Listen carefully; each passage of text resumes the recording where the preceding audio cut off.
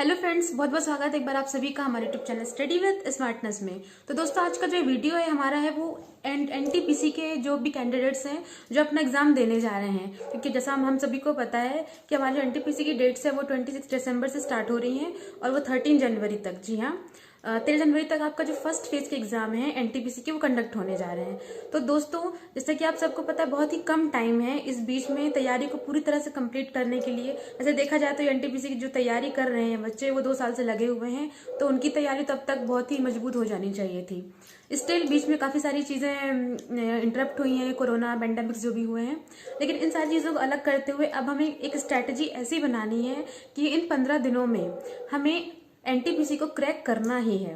ठीक है दोस्तों, तो उसके लिए आपको बहुत जरूरी है इस सिलेबस को, जो एनटीपीसी का हमारा सिलेबस दिया हुआ है उसको आप स्टेप बाय स्टेप फॉलो करें और 15 दिन के हिसाब से आप पूरी जो स्ट्रैटेजी है अपनी बनाइए कि 15 दिन में आप पूरा सिलेबस आप कवर कर सके।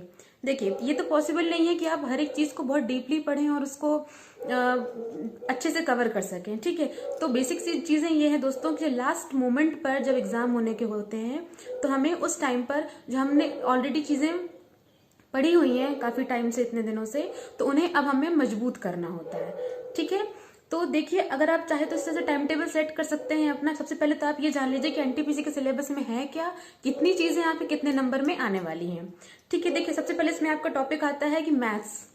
ठीक है, जो मैथ्स है आपका वो पूरा पूरा 30 मार्क्स का आ रहा है। ठीक है, तो मैथ्स में आपका क्या होता है, आपके जितने भी नंबर सिस्टम्स होते हैं, सिंप्लीफिकेशंस होते हैं, है ना, रेशियो एंड प्रोपोर्शन, पार्टनरशिप, ये सारी चीजें ऐसी जो बेसिक चीजें हैं। अगर आप काफी टाइम से मैथ्स के लिए प्रिपेयर कर रहे हैं तो इन चीजों में आपके नंबर नहीं जाने चाहिए, बिल्कुल भी नहीं जाने चाहिए। ठीक है दोस्तों, तो इस वजह से जो बेसिक चीजें हैं आप उनको 4 दिन 5 दिन, मैथ्स में ज्यादा आवश्यकता नहीं है समय अपना वेस्ट करने की। ठीक है, 4 से 5 दिन आप डट कर मेहनत कर लीजिए और सारे जो आपके ये सिंपल सिंपल चैप्टर हैं, जो बेसिक चैप्टर है, मिक्सचर एंड एलिगेशन हो गया आपका, ठीक है, ratio and proportion, age and average, ये ऐसे चैप्टर हैं दोस्तों, परसेंटेज वगैरह, आपकी आयु संबंधी जो क्वेश्चन होते हैं ये आने ही आने हैं। 30 में से आपको जो है आप 20-25 मार्क्स आसानी से गेन कर सकते हैं। तो उसके लिए दोस्तों आप जो ये पहले से पढ़ते आ रहे हैं, अपनी ट्रिक्स जो आप लगाते आ रहे हैं, सोल्यूशन करने का तरीका आप लगाते जा रहे हैं, उनको आप सेम रखिए, उनको अब बदलने की आवश्यकता नहीं है।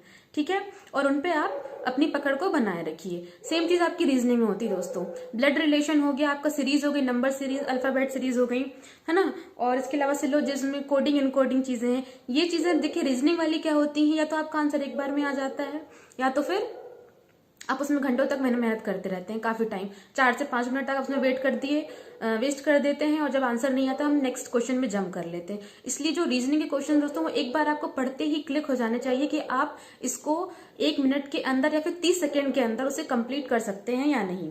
ठीक है, तो इसलिए जो आपका रीजनिंग का पार्ट है वो भी आपका 30 मार्क्स का है, इक्वल वेटेज है आपका, मैथ्स और रीजनिंग दोनों आपका 30-30 मार्क्स का है। मैथ्स का जो क्वेश्चन पेपर है वो आपका 30 मार्क्स आएगा, 30 क्वेश्चंस आएंगे। सेम चीज आपका रीजनिंग में भी है कि आपके 30 क्वेश्चंस ही आने हैं। मतलब कि देखिए दोस्तों, अगर 100 नंबर का हमारे एनटीपीसी जो एग्जाम कंडक्ट कराने जा रहा है, सीबीटी 1 की बात कर रहे हैं, वो आपका एक पेपर होगा 100 मार्क्स का, और 100 मार्क्स में आपका 60% वेटेज है मैथ्स और रीजनिंग में। ठीक है, तो 60% वेटेज में दोस्तों आप ऐसा करके जाइए कि आप 50 मार्क्स करके ही आए वहां पर, और सिर्फ करके नहीं आना दोस्तों, इसको आपको सही करना है। ठीक है, क्योंकि रेलवे में क्या होता है कि 1/3 की माइनस मार्किंग चलती है, और जैसा कि हम जानते हैं जो रेलवे है हमारा वो एक्यूरेसी पे हमारे नंबर देता है। अगर हम 1/3 की माइनस मार्किंग लेकर चलते हैं और वहां पर हम जाकर 100 में से 70-75 अटेम्प्ट कर लेते हैं, लेकिन अगर उसमें काफी सारे आपके 10 क्वेश्चन भी गलत हो जाते हैं तो आपके एक्यूरेसी में वहां पर मार्क्स चले जाते हैं।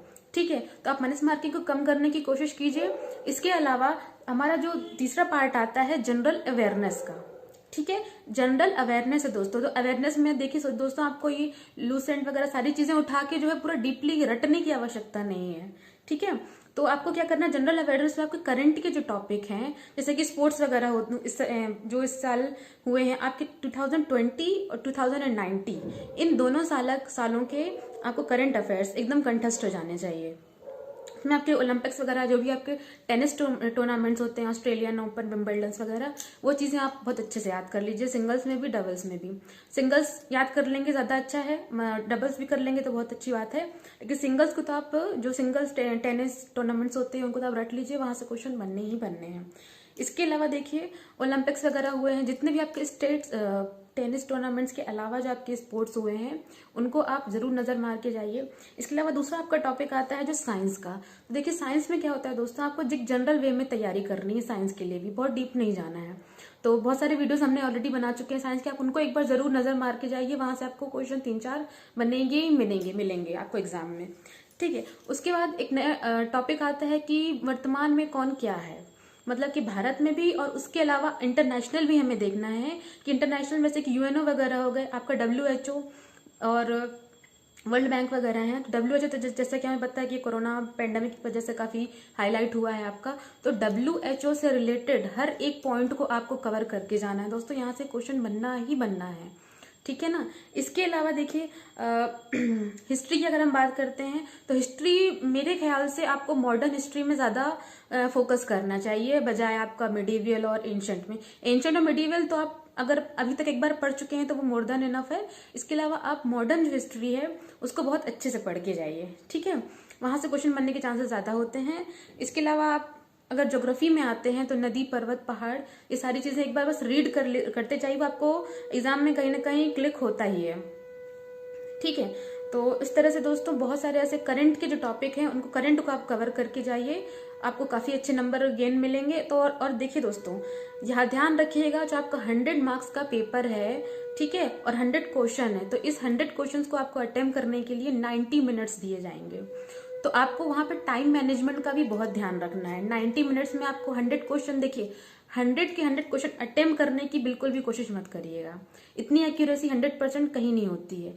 आपको बस वहां पे अटेम्प्ट करना है कि आप अगर आप 60-70 क्वेश्चंस अटेम्प्ट करते हैं, अगर उसमें 2-4 तो आपकी माइनस मार्किंग होगी ही, तो कोशिश आपको ये करना है कि माइनस मार्किंग आपको नहीं देना है, ठीक है। इसलिए कम क्वेश्चन अटेम्प्ट करिए लेकिन सही अटेम्प्ट करिए। बस मेरा यही कहना था दोस्तों कि आपके 10 दिन की स्ट्रैटेजी आप इस तरह से बनाइए। 4 से 5 दिन आप मैथ्स को दीजिए, 3 दिन में आप अपना GA जनरल अवेयरनेस कंप्लीट करिए, और आखिरी में दोस्तों जो एग्जाम के जस्ट पहले 2 दिन होते हैं आपके, वो आप पूरा रिवीजन के लिए रखिए। रिवीजन करना बहुत जरूरी होता है किसी भी एग्जाम की तैयारी के लिए, ठीक है। अगर आप रिवाइज करेंगे चीजों को बहुत अच्छे से, दोबारा से ऐसे पढ़ने की आवश्यकता नहीं है, बस आप पन्ने पलटाते हुए हर चीज को एक बार रीड करते चलिए जो भी आपने पहले पढ़ा हुआ है, ठीक है। तो इस तरह से आप अपने एग्जाम के लिए बहुत अच्छे से तैयारी कर पाएंगे दोस्तों। और हमें जरूर बताइएगा कमेंट करके कि आपको आपके एग्जाम कब है, कैसे हैं, और इसके अलावा भी अगर आपको किस तरह की हेल्प चाहिए एग्जाम के लिए तो प्लीज हमसे कंसल्ट करिए। मिलेंगे अगले वीडियो में दोस्तों कुछ और नई जानकारी है, तब तक के लिए धन्यवाद।